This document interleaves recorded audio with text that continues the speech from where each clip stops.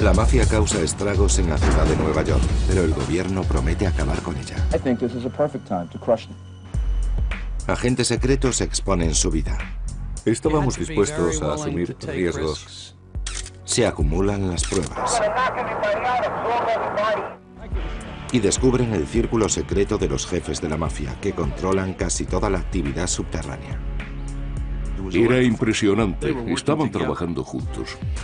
Las preguntas y las respuestas. La historia que se esconde tras el juicio a la mafia a continuación en el informe final. El informe final, la comisión a juicio. Nueva York, 1980.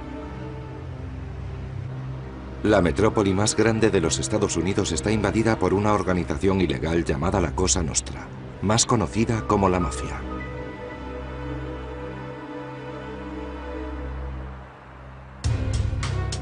La organización tiene ramificaciones por todo el territorio, pero son 5 las familias criminales que controlan la ciudad.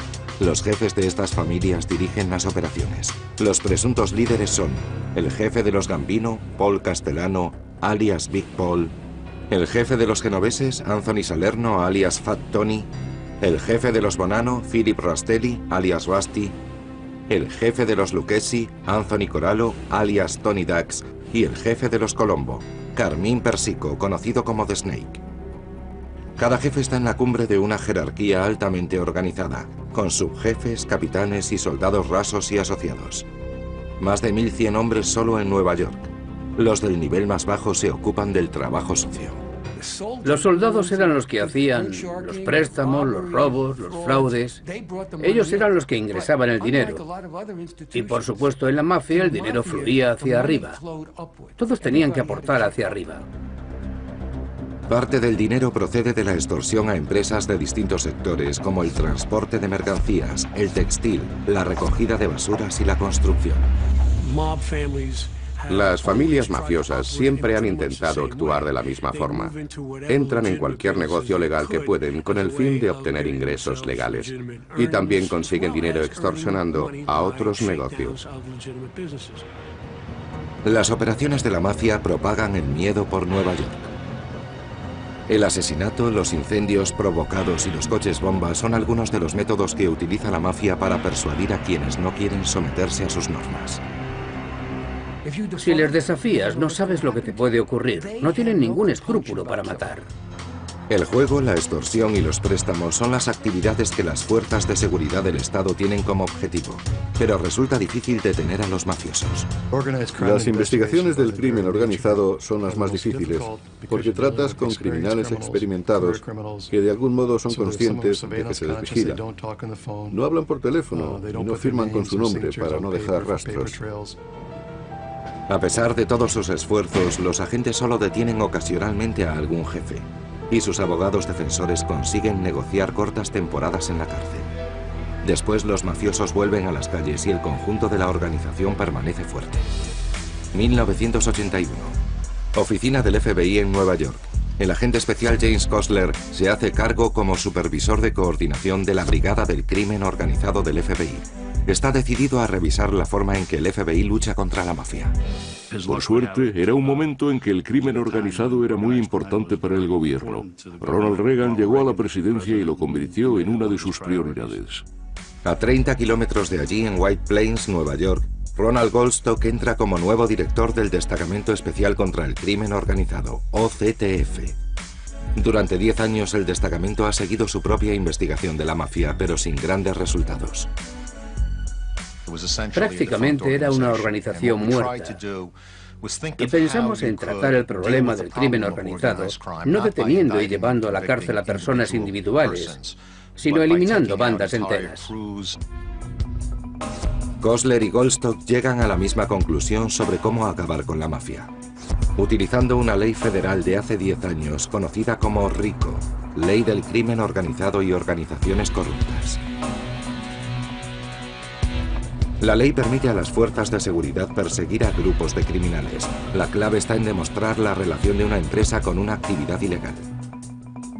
Con la ley RICO, los fiscales no tienen que centrarse en un determinado día o un determinado delito. Pueden mirar atrás y considerar un conjunto de delitos. Los fiscales pueden fijarse como objetivo a los más altos jefes de la mafia, que normalmente están aislados del crimen, pero son los que dan las órdenes. La ley RICO se aplica junto con el llamado Título 3, que admite como prueba grabaciones con micrófonos ocultos. La idea del Congreso era hacer que la ley RICO pudiese basarse en un historial de crímenes y ayudarse para ello del Título 3, utilizando ambas herramientas combinadas. Era algo que no habíamos aplicado en otras ocasiones. Si RICO es el método ideal, ¿por qué los agentes han tardado 10 años en utilizarlo? Pocas autoridades entienden la ley en su totalidad, y nadie quiere ser el primero en usarla. El hombre que redactó la ley, Robert Blakey, declara en el informe final que el Departamento de Justicia desaconsejó su uso por miedo a que se perdiera algún caso. Lo que no iban a hacer era tratar alguno de los casos importantes como experimentos para una ley nueva.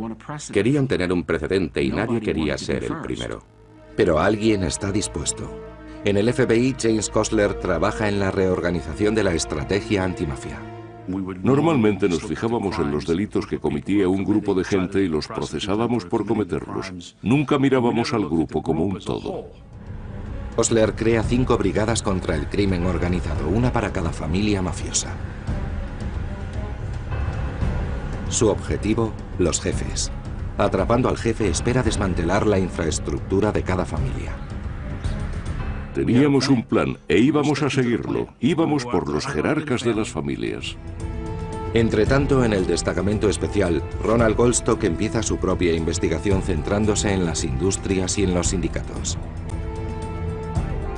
Sabe que la mafia controla a cargos sindicales corruptos que ocultan fondos de los empleados y amenazan con huelgas de trabajadores a cambio de algún soborno.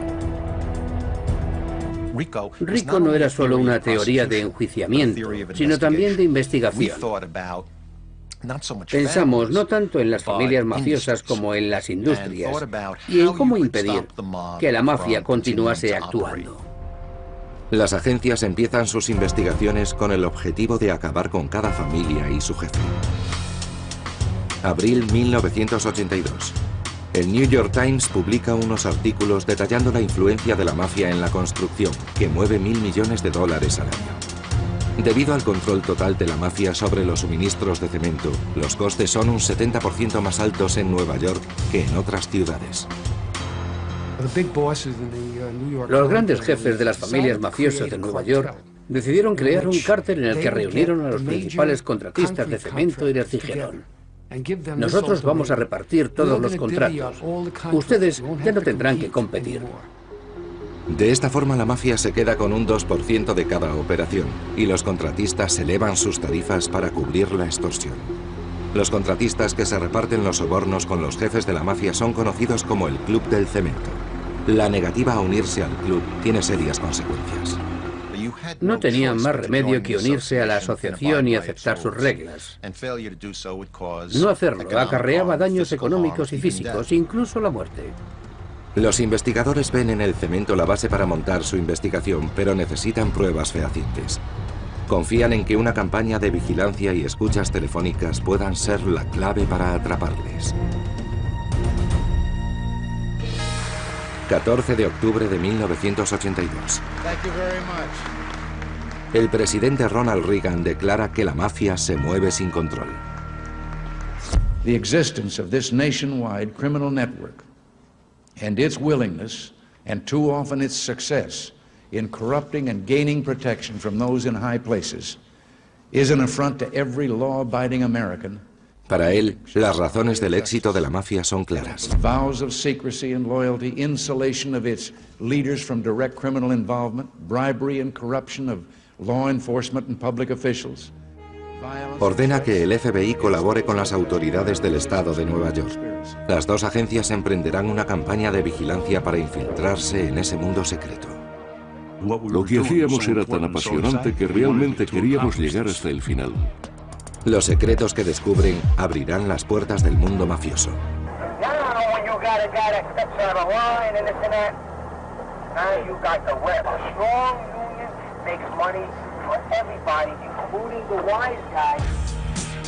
Más preguntas y respuestas a continuación, en el informe final. 1982, ciudad de Nueva York. La mayoría de los 7 millones de habitantes pagan tributo indirectamente a las 5 familias que dirigen la mafia. La industria textil, los muelles, el mercado de pescado de Fulton, la recogida de basuras, la construcción. No había sector de ninguna gran empresa o de las industrias básicas de Nueva York en el que la mafia no tuviera alguna participación. Controlaban todo tipo de negocios legales y eso incrementaba los costes de las mercancías y servicios de esos negocios que al final pagaba el hombre de la calle. El FBI y los agentes del destacamento especial quieren acabar con el dominio de la mafia. Esperan conseguir pruebas mediante la instalación de micrófonos ocultos. Pero penetrar en el submundo mafioso fuertemente asegurado es peligroso. Uno de los grandes recursos que tenía y todavía tiene la mafia es que te mata, te rompe las piernas, persiguen a los miembros de tu familia. Los agentes empiezan investigando en los bares habituales de la mafia. Diciembre de 1982.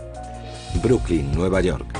El FBI pone bajo vigilancia el restaurante Casa Storta, supuesto lugar de encuentro de la familia Colombo.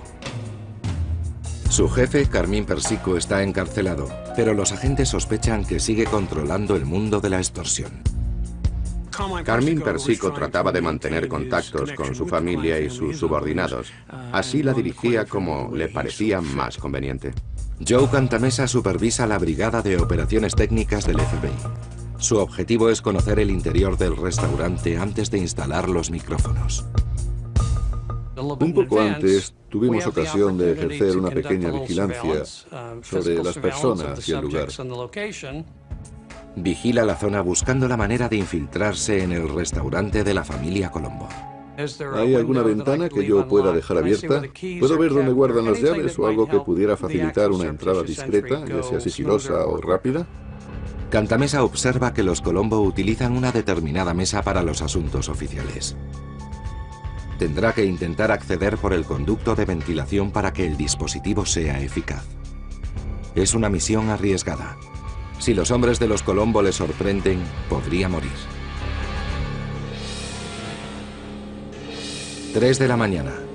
Una noche de diciembre, Cantamessa y otros agentes fuerzan el cierre del restaurante y entran.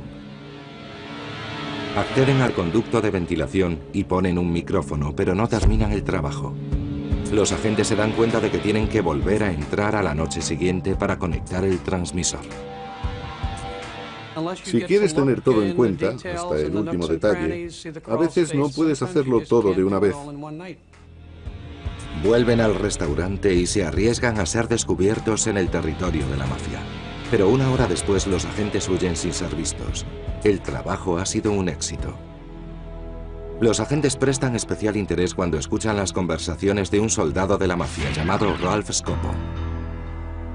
Comprueban el historial de Scopo y descubren que es además presidente del Consejo de Trabajadores del Cemento del Distrito de Nueva York. Es un hallazgo fundamental. Infiltrarse en los sindicatos de trabajadores es la clave del éxito económico de la mafia. Además, ser soldado de los Colombo le otorgaba influencia sobre contratistas implicados en grandes proyectos de construcción en Manhattan. Los agentes del FBI necesitan más información e instalan micrófonos en el despacho y el coche de Scopo. Descubren que utiliza su posición para amenazar con huelgas. Los suministradores de cemento, temerosos de perder negocios y beneficios, pagan a los Colombo para mantener al sindicato lejos de los piquetes. Las compañías que trabajan tanto en el sector público como en el privado forman el llamado Club del Cemento. Los investigadores creen que desenmascarando el soborno y la extorsión, acabarán con toda la familia, incluyendo al jefe, Carmine Persico. Scopo era el tipo que se aseguraba de que cada familia mafiosa recibiera su parte. Hay una conversación en la que un soldado de Colombo habla con él sobre un proyecto de construcción en el que intenta implicarse y Scopo le dice: no hay que esperar ni un minuto, son $10 millones, la comisión tiene que recibir una parte. No es esa la primera vez que las autoridades oyen esta palabra, pero aún se preguntan: ¿qué es la comisión? Los investigadores creen que es el órgano más alto de la mafia. En otras escuchas se había mencionado la comisión, pero saben muy poco de ella. Creen que en el consejo de administración están los jefes de las 5 familias. Los agentes creen que estos hombres tienen la última palabra sobre la política y los negocios de la mafia, pero carecen de pruebas concluyentes. Posteriores conversaciones confirman que Scopo recoge el importe de los sobornos para las 5 familias. Los jefes, codiciosos como eran, se unieron en una estructura en la que todos ellos participaban por igual. Estas conversaciones son lo que los investigadores esperaban, una prueba sólida de que existe una gran empresa criminal que incluye a todas las familias de Nueva York. Si las autoridades consiguen relacionar a todas las familias, tal vez podrían acabar con ellas de una vez con la ley RICO. Un mafioso les ayudará a reconstruir el caso.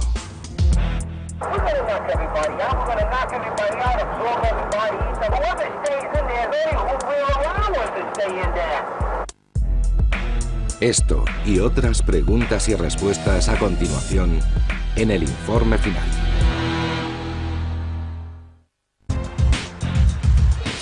Marzo de 1983, ciudad de Nueva York. Las autoridades federales y del estado han lanzado una campaña de micrófonos ocultos contra la mafia de Nueva York. Mientras los investigadores repasan las conversaciones de la familia Colombo, el destacamento especial investiga a Lucchesi Corallo, alias Tony Dax.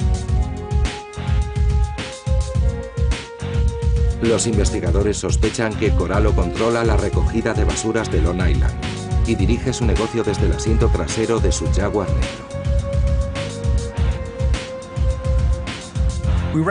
Nos dimos cuenta de que, colocando un micrófono en el coche, no solo entenderíamos mejor sus manejos, sino que tendríamos pruebas para conseguir lo que queríamos.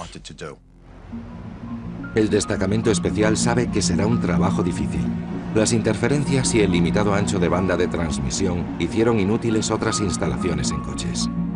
Tony Angiulo, que todavía trabaja para el destacamento especial, está dispuesto a hacer que esta escucha funcione. Fuimos a un concesionario que vendía el mismo coche para averiguar cómo podíamos hacer la instalación. Angiulo y otros agentes practican instalando micrófonos en una copia del Jaguar que usa Corallo. Una vez dentro del coche, calculan que necesitan 5 minutos para acabar el trabajo.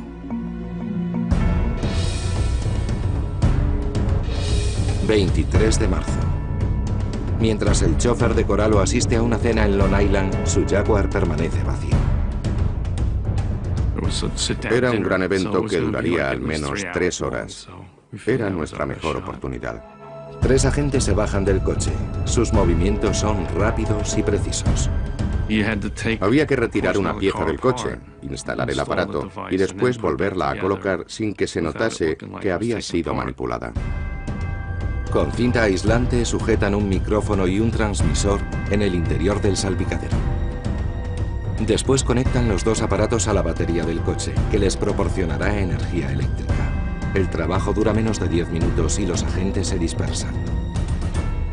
Nos podíamos encontrar con dificultades y las encontramos.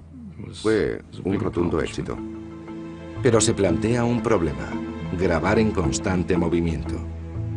Para hacerlo, los agentes utilizan un receptor para recibir la señal del Jaguar y la transmiten a una furgoneta situada a casi 2 kilómetros. Su difícil trabajo obtiene recompensas. Sal Avellino, el inquisitivo chofer de Tony Corallo, arrastra a su jefe hacia algunas conversaciones incriminatorias.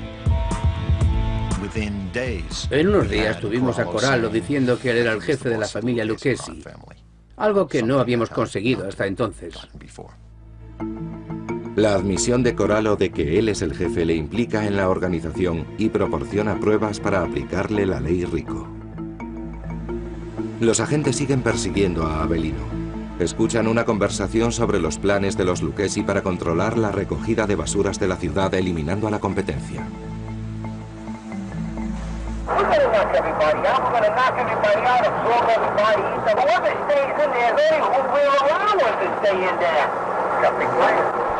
El destacamento especial del Estado revisa horas de grabaciones.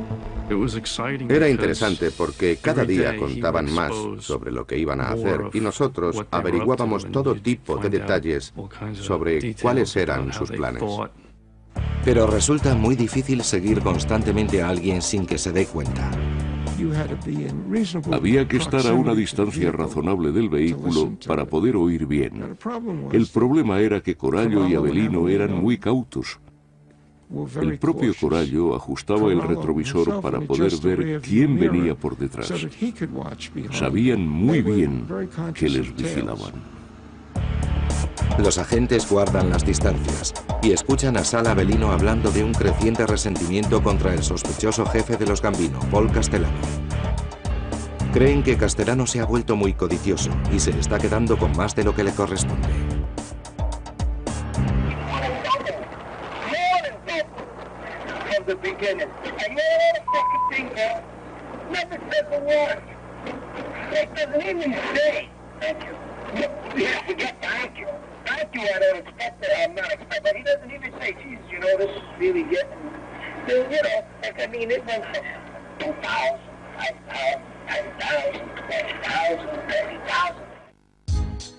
Esto implica a Castellano en las estafas de la mafia, pero las autoridades necesitan al jefe de los Gambino en la cinta. El FBI empieza a vigilar la mansión de Castellano en Staten Island. Marzo de 1983, Staten Island, Nueva York. Big Paul, llamado así por su imponente 1,90 m de estatura, llegó a jefe en el año 1970. Tiene la imagen de un sofisticado banquero de Wall Street, pero maneja a más de 400 soldados que hacen el trabajo sucio. De ese modo, Castellano no comete los crímenes personalmente. Los investigadores esperan que hable sobre su papel en las extorsiones. El FBI acude a Joe Cantamessa, el agente que instaló con éxito un micrófono en el restaurante de los Colombo en Brooklyn. La vigilancia intensiva tiene varias partes. Una, por supuesto, es el lugar, ver quién entra y sale. Otra son las personas que tienen acceso al lugar, quien tiene las llaves, los códigos de alarma, etc. La casa de Castellano tiene muchos obstáculos. Un amplio sistema de alarma y de videovigilancia, y un constante desfile de socios que van y vienen. En pocas ocasiones, si es que hay alguna, la casa estaba desocupada. Cantamessa relata a El Informe Final cómo él y otro agente se hacen pasar por técnicos de televisión para acceder a la mansión de Castellano. Es una operación peligrosa en la que arriesgan su vida. Había que ser muy atrevido y estar dispuesto a asumir riesgos calculados. El otro agente vigila fuera mientras Cantamessa averigua dónde instalar los micrófonos y las líneas de transmisión. Los agentes oirán las conversaciones desde un apartamento cercano. Cantamessa sabe por sus informadores que Castellano dirige sus negocios desde una mesa cercana a la cocina, el lugar perfecto para colocar el micrófono. El agente solicita la ayuda de un soldado de los Gambino para que el trabajo resulte menos sospechoso. Cuando estás haciendo algo, siempre quieren mirar y se ofrecen a ayudarte. Puedes decirle, sujete el cable o la linterna.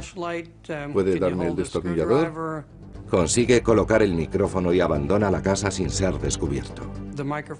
La instalación del micrófono funcionó perfectamente y según lo planeado, hasta que se desató una tormenta eléctrica aquella noche.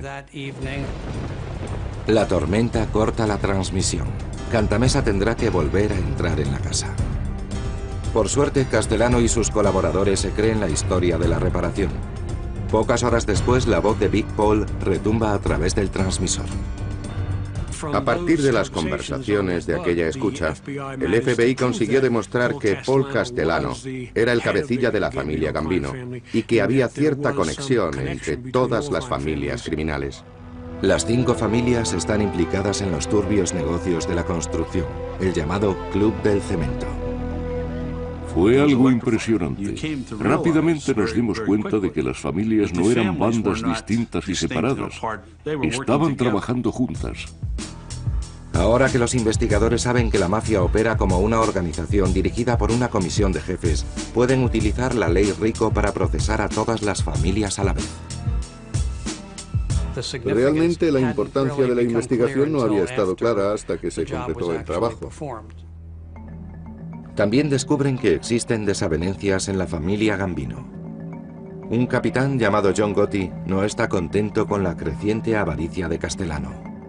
John Gotti y su gente eran miembros fundamentales de la parte trabajadora de la familia Gambino y se sabía que estaban en desacuerdo con Paul Castellano. Las autoridades observan a ambas facciones de la familia y esperan destruir la infraestructura de los Gambino antes de que lo hagan sus propios miembros. Mayo de 1983. Los investigadores vigilan a los Gambino, pero todavía no han atado todos los cabos relativos a la comisión. Todavía están analizando las conversaciones de las cintas cuando el antiguo jefe Joseph Bonanno, retirado en Arizona, publica sus memorias en un libro titulado Un hombre de honor. A sus 78 años, el capo de la mafia quiere que el mundo sepa que el parentesco mafioso se ha convertido en una extrema codicia. Ya no era una persona importante y en cierto modo pretendía justificar su vida. ¿Por qué es importante el libro de Bonanno para los investigadores?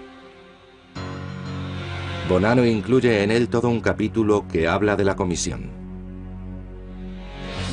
Según Bonanno, la comisión nació en Nueva York en 1931. La mafia pensó que un comité de hombres, uno por cada una de las familias más importantes, podría evitar innecesarias luchas internas. La comisión juzga cualquier disputa territorial o financiera entre mafiosos y protege a los jefes, decidiendo que nadie puede matar a uno de ellos sin que lo apruebe la comisión. Y de repente aparece Bonanno, uno de los cabecillas originales de las 5 familias, escribiendo un libro que desvela la existencia de la comisión y de cómo opera y por qué. Las cintas empiezan a girar sin descanso como respuesta al libro de Bonanno. Los otros jefes están furiosos porque Bonanno ha roto el código de silencio de la mafia. Paul Castellano fue grabado diciendo: va a levantar una conspiración contra nosotros. ¿Cómo puede hacer esto ese idiota?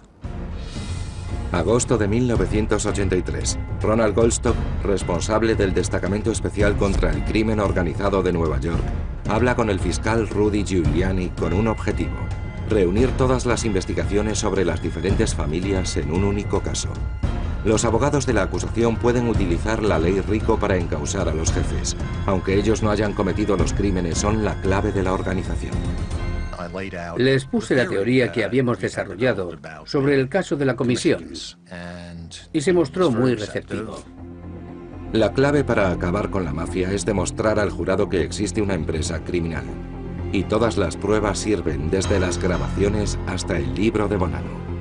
El ex asistente del fiscal, Gil Childers, dice a El Informe Final que Giuliani se centra en las memorias de Bonanno. Cuando Rudy leyó las memorias dijo: Dios mío, este hombre está implicando a toda la estructura del crimen organizado. Tenemos que ser capaces de hacer algo con esto. Pero reciben un fuerte revés cuando uno de los demandados tiene un violento final en las calles de Nueva York. Aquella noche me di cuenta de que iba en serio. Todo esto a continuación en El Informe Final. Septiembre de 1983. El FBI y los agentes del Destacamento Especial del Estado mantienen una amplia campaña de vigilancia mediante micrófonos ocultos contra la mafia neoyorquina. Ya han puesto micrófonos a algunos miembros de la comisión, como los jefes de las familias Lucchesi, Gambino y Colombo. Y están obteniendo pruebas concluyentes, como esta conversación entre un capo de los Lucchesi y el chofer de Corallo, Tony Dax, hablando de los desacuerdos que había tenido con el responsable de un sindicato.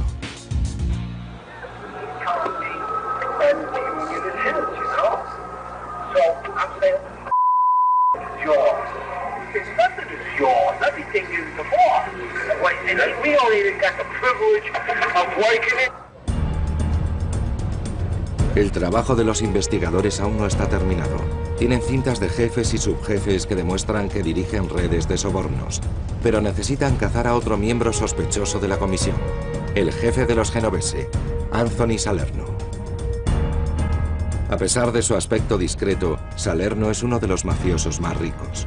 Con base en Harlem, controla un negocio de préstamos ilegales de $10 millones anuales. Este de Harlem, Nueva York, diciembre de 1983.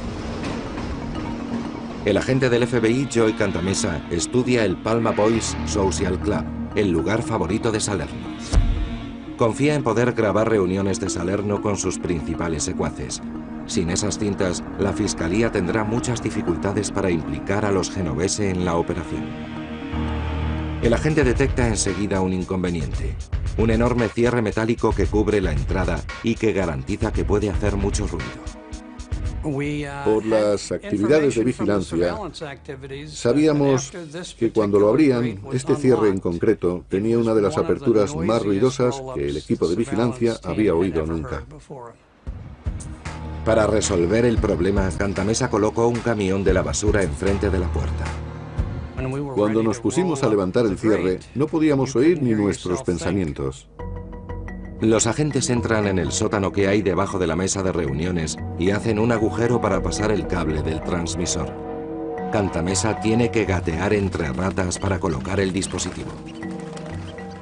No es nada agradable tirar un cable poniendo las manos en sitios que casi no puedes ver. Poco antes del amanecer, Cantamessa termina el trabajo.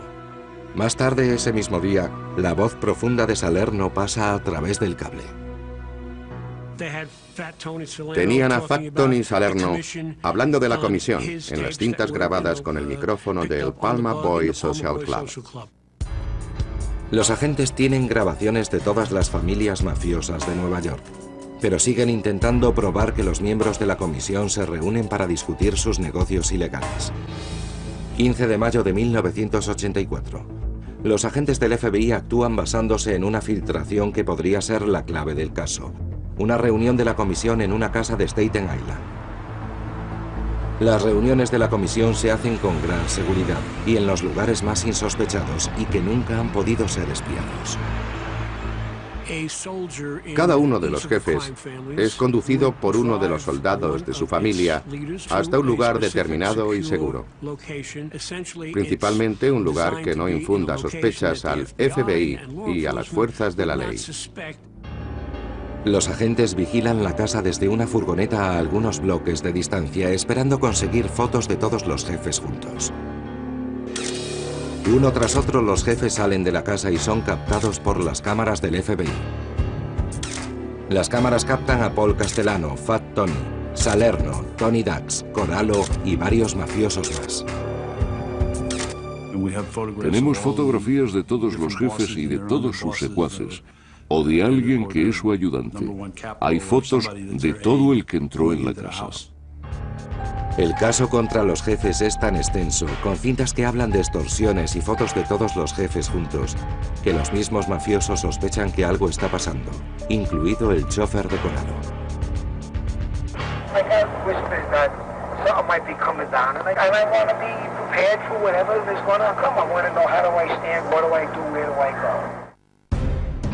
Febrero de 1985.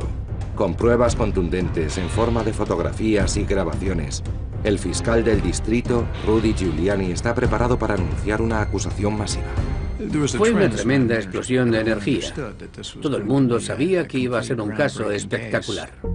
Pero antes del anuncio oficial, las emisoras locales de noticias reciben una filtración sobre el plan. De una emisora llaman al supervisor del FBI, Jim Kostler, para comentárselo. Yo dije, tenemos un problema. Estos tipos ingresarán en hospitales, huirán, cualquier cosa. Tenemos que hacerlo ahora. Un grupo de agentes federales y policías se dispersan por Nueva York para hacer arrestos. En una hora la policía detiene a los principales acusados. el jefe de los Gambino, Big Paul Castellano, el jefe de los Lucchesi, Tony Dax Corallo, y el jefe de los Genovesi, Fat Tony Salerno.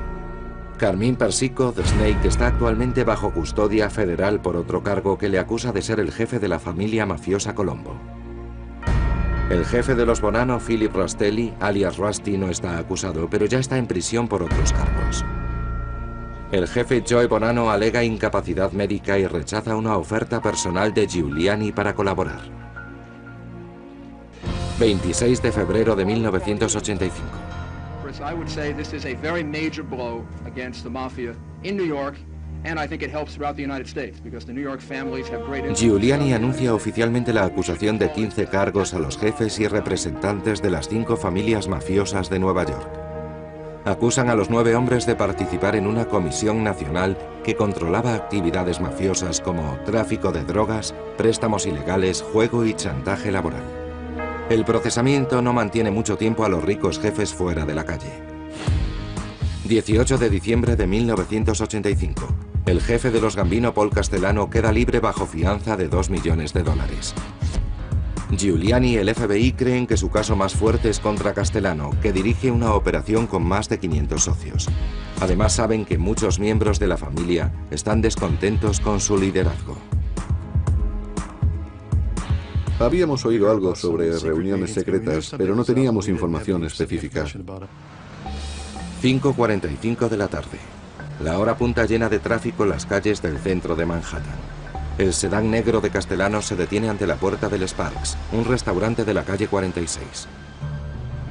Cuando Castellano abre su puerta, 4 hombres con gabardinas se acercan al coche. 3 pistoleros abren fuego sobre el jefe, alcanzándole con 6 balas en la cabeza y el torso. Los asesinos disparan 4 veces a su secuaz, Tommy Bilotti. Los pistoleros escapan entre la abigarrada multitud de peatones. La cabeza de Castellano queda en el marco de la puerta. El cuerpo de su segundo yace en la calle en un charco de sangre. Los 2 mueren en el acto. Yo estaba muy impresionado por la gravedad del caso. Aquella noche me di cuenta que iba en serio. Aquellos tipos se estaban matando entre sí y aterrorizando a la gente. Daba mucho que pensar. En cuestión de horas, los investigadores dirigen su atención hacia el hombre que más se beneficia con la muerte de Castellano, el capitán de los Gambino, John Gotti. Los agentes descubren que Castellano quería disolver el grupo de Gotti desde que fueron acusados de tráfico de drogas.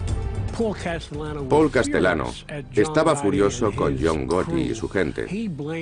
Culpaba al grupo de los problemas que él tenía. La toma de poder por parte de Gotti se lleva a cabo, convirtiéndose en jefe de la familia tras el asesinato de Castellano. ¿Qué significa la muerte de Castellano para el caso contra la comisión? La acusación tiene que retirar varias grabaciones de la mansión de Staten Island. Fallecido Big Paul, las cintas no sirven en el juicio. La acusación ha perdido horas de conversaciones que demuestran que los Gambino tienen un asiento en la comisión. De pronto, tras el asesinato, una pieza del caso se ha perdido. A pesar del importante revés, la fiscalía decide seguir adelante sin las pruebas que afectan a Castellano. Era como la imagen clásica de un jefe mafioso en el cine de Hollywood. Tal vez el caso no tuviera tanto sex appeal, pero aún así conservaba mucho. La acusación se muestra confiada. Sigue pensando en un caso como no ha habido otro en la historia. A continuación, el proceso en el informe final.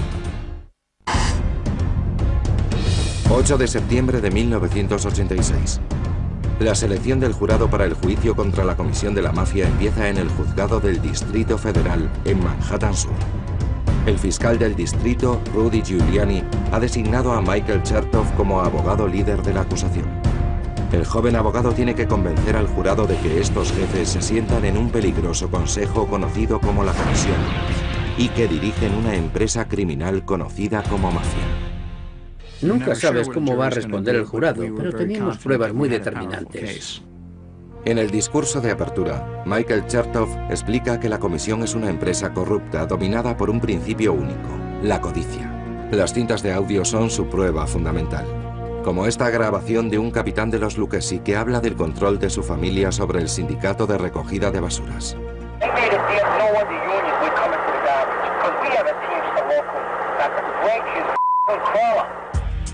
El acusado clave es el soldado de los Colombo Ralph Scopo, acusado de aceptar dinero de las compañías cementeras. Scopo lo contó todo en las cintas. Tenían a Ralph Scopo diciendo que la comisión controlaba proyectos de construcción en la ciudad de Nueva York. En realidad, no necesitaban el testimonio de los testigos. Las grabaciones de la amplia investigación, que ha durado 4 años, implican a varios de los acusados. Se les puede oír hablando de la comisión y de sus delitos. La prueba más convincente eran las cintas que contenían sus voces reales. No era un tercero, no era un exconvicto testificando para que le redujesen la condena. Eran ellos. En total, la acusación presenta 85 testigos y más de 150 cintas de audio. 18 de septiembre de 1986. El abogado de la defensa, Samuel Dawson, que representa al subjefe de los Lucchesi, dice al jurado algo que nunca se había confesado antes en un juicio público. La mafia y la comisión existen. Fue muy sorprendente. Ningún abogado defensor había admitido nunca, hasta entonces, que hubiese realmente algo como la Cosa Nostra. ¿Por qué admite la defensa que existe la mafia? Porque es imposible refutar los cientos de horas de conversaciones grabadas. Pero alegan que ser miembro de la mafia no implica ser un criminal. My client was riding around in that car, and there wasn't one word that came out of his mouth that indicated any activity on his part of a criminal nature. La defensa describe la comisión como un círculo de negocios marginal. No autoriza asesinatos, sino que resuelve disputas para evitar conflictos. Los abogados de la defensa estaban empeñados en encontrar una estrategia para tratar de exculpar a los acusados. 19 de noviembre de 1986. Tras 5 días de deliberaciones, el jurado entrega su veredicto. Fat Tony Salerno, Tony Dax Corallo, Carmine Persico de Snake y 5 de sus socios, culpables de todos los cargos. Era una victoria absoluta y una auténtica reivindicación de todos los esfuerzos realizados para perseguir y combatir la Cosa Nostra. La sentencia es 100 años sin libertad condicional, la condena máxima impuesta con la ley Rico. They reached a verdict that is just and that sends the message from the community to these people that they cannot be above the law and that they will be brought to justice and they will be convicted. Corallo, Persico y Salerno van a la cárcel de por vida. Fue un acontecimiento increíble que captó la atención de la sociedad y demostró que hay una forma de eliminar a esa gente de las calles y para siempre. En el informe final, el caso de la comisión establece un precedente para que las fuerzas del orden utilicen la ley Rico y se convierta en el método prioritario para combatir el crimen organizado, como bandas urbanas. Aunque la ley Rico afecta a las 5 familias de Nueva York, no detiene su actividad. El FBI averigua que una nueva generación de jefes sustituye a los líderes encarcelados. En 1988, los investigadores descubren un error grave en la investigación de la comisión. Algunos informadores revelan que el principal acusado, Anthony Salerno, no es el jefe de la familia genovese. Ha sido erróneamente identificado. El verdadero jefe, Vincent Gigante alias Chin, había estado dirigiendo las operaciones desde la cárcel. Ahora vemos lo poco que el FBI y las fuerzas de la ley sabían sobre la mafia. Solo habían arañado la superficie. No obstante, esto no es suficiente para anular la condena de Salerno, quien muere en prisión en 1992. Después moriría el jefe de los Lucchesi, Anthony Corallo, en 2000. De los 3 grandes acusados, solo sigue vivo el jefe de los Colombo, Carmine Persico. Se supone que dirige a la familia Colombo desde el Correccional Federal de Butner, en Carolina del Norte. Las reglas de la mafia le permiten mantener su rango, aunque esté en la cárcel. Las 5 familias nunca renunciaron por completo a la industria de la construcción en Nueva York o al sindicato de trabajadores. El 11 de septiembre de 2001, el ataque al World Trade Center se convierte en un pozo de dinero para la mafia. que está relacionada con empresas que recaudan 63 millones de dólares por la limpieza de escombros.